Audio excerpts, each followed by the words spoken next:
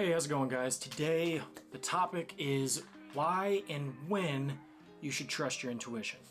Intuition is that gut feeling that you have. Everybody knows somebody that seems like they can always make these gut decisions and they always work out. Well, there is a reason for it. Anecdotally, intuition is a moment of immediate judgment based on a hunch that we innately have. And scientifically, it is a learned process that is not necessarily based on a deliberate system, meaning it's usually based off of vast experience that we have in a particular field or subject. The reason for this is because our brains are always trying to predict what is gonna happen. Why do we do this and why is it important? Well, first we do this because the overall cognitive load that our brain takes on is lessened whenever we just use intuition, because there is so much information we are always taking in, we can't possibly use all of it to be able to make a rash decision in a particular moment. Now, whether it's good or bad is completely dependent on your experience and the things that you have experienced up to that point. Biologically, it has helped us make better decisions more efficiently, so over time, we can make better decisions in a particular moment to make the best possible outcome for ourselves. And typically, it's not these big decisions, it's actually our intuition that drives a lot of the little decisions that we make that progressively can make our lives a little bit better. So should we trust it? It is actually really dependent on your experience and whatever the decision you're trying to make is.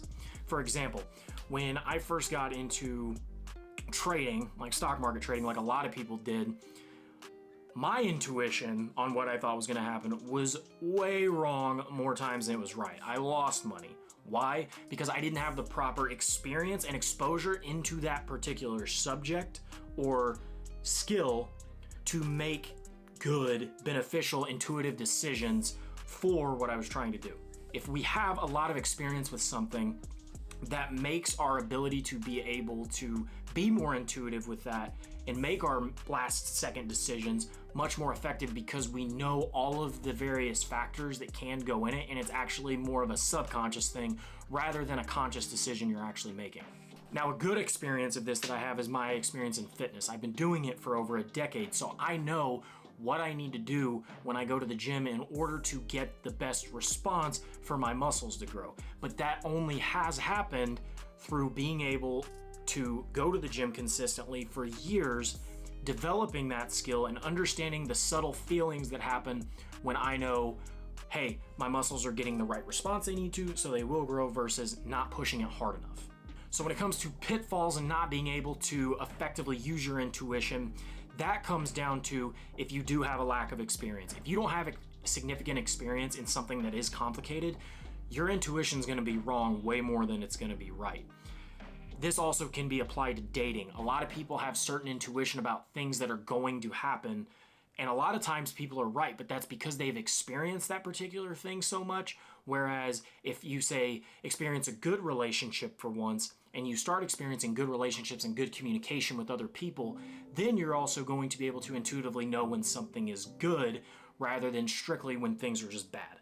So can we actually build our ability to make intuitively smart decisions? Yes. However, it comes down to two different categories of the types of decisions and interaction with those skills that we need to make. You have your low neuroload decisions and your high neuroload decisions. Your low neuroload decisions are going to be typically things that you make intuitive decisions based off of. These are going to be things like your habits that you do every day, the routine things that you do, like should you say this week maybe spend a little bit less money so that you can save for that particular thing you're looking for, or maybe last time my gut was hurting from the Mexican and margaritas that I had at the place down the street, maybe this week we should do steak or something a little bit better for my gut. However, in order to be able to make particular decisions when it comes to a skill that you're trying to develop or something that maybe has a little bit higher stakes, that's where exposure in that particular skill set is going to come into play, and that's where we lead into the high neuroload category. So the high neuroload category is something that is going to take a lot of deep analysis and deep work. So spending time on things and focusing super intensely and actually creating a foundation to build that skill upon. Now, these moments are the most powerful because even though in the now it sucks, in the future you won't have to make such hard decisions and you won't have to really sit down and think about things. You will be better at intuitively making decisions based on the amount of time you have put into that particular skill. That's why a lot of YouTubers nowadays can get on camera and it's like they can just spout out, outline something, and they're good to go. And the video looks like it would have taken hours on hours on hours, when in reality, it probably only took them a couple. And that, and most of the time, isn't actually spent filming the video. It's actually in the editing part and then the marketing behind it. And another important note about these deep analysis periods is there a lot of times in your subconscious, you are going to pick up on things that you didn't even realize that you picked up on before. For me and my fitness, it really was being able to understand like, oh, this feeling and this particular exercise actually works better for me to actually recruit the muscles that I need to in order to elicit the best growth response that I can. So high neural load things are going to be anything that is engaging and requires super, super deep thought out action. To recap, intuition is neither good nor bad. It's really based on the experience that you have in that particular field that you are making a decision on. You have low neural load activities and high neural load activities. What you want to do, and what I would advise doing, is starting with the high neural load activities in the skill that you want to develop. Get a really good foundation of deep work and understanding and analysis on that. And then as you go, you can start to maybe make a couple of smaller intuitive decisions to see how they play out. And then from there, you can scale it up over time, build it up, and then start relying more on your intuitive aspect, but that only comes from proper preparation through higher neural load activities and deep work. So in closing, with this video, my goal of over the next 20, 30, 40 videos isn't to actually really be about any one, two things in particular.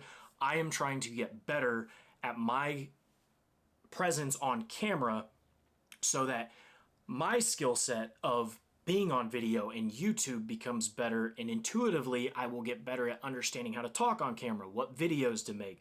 And I'm wanting to keep these on so that over time I can have a playlist and show people that maybe when they want to do this, they can see the progression over time. And a lot of it really does just come from exposure, consistent, deep work with a particular skill.